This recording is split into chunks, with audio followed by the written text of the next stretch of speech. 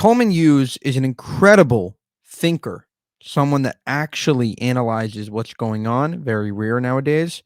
And he was recently on The View, and he had a great response to a question about racism. Check this out. I have a question, because you write that the anti-racism movement, there are a couple of people, I don't even know who they are, maybe you know. Robin DiAngelo. Robin DiAngelo, Yeah. Ibram Kendi, for instance. Okay. Well, you say that is just another form of racism, and you even say it has a lot in common with white supremacy. How can you compare those two things? You talk about anti-racism, you're comparing it to white supremacy. Because they both view your race as a extremely significant part of who you are. So white supremacists, they obviously say, we all know what they say, okay? Neo-racists like Rob DiAngelo, they say that to be white is to be ignorant, for example.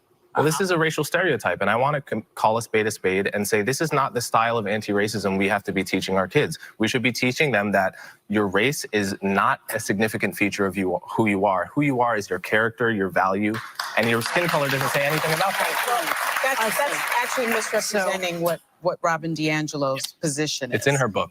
But I view this notion of a colorblind society similar to the idea of a peaceful society, which is to say it's an ideal, it's a North Star. And the point is not that we're ever going to get there. We're not going to touch it, but we have to know when we're going forward and when we're going backwards. And we're going backwards when we're doing woke kindergarten in San Francisco. Exactly right by Coleman Hughes. The left has lost its way. They've turned anti-racism into racism, figmenting everything on a person's skin color. Doesn't matter if you're evil or good. Doesn't matter if you're, oppressed or the oppressor. Doesn't matter if you're the victim or the victimizer, because essentially the only thing that matters is your identity, and that's something you can't even control.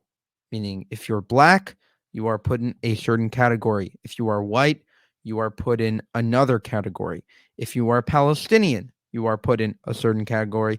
If you are Israeli, you are put in another category. And the problem with that is it totally destroys the nuances of each situation, and it destroys the chance for ever achieving justice.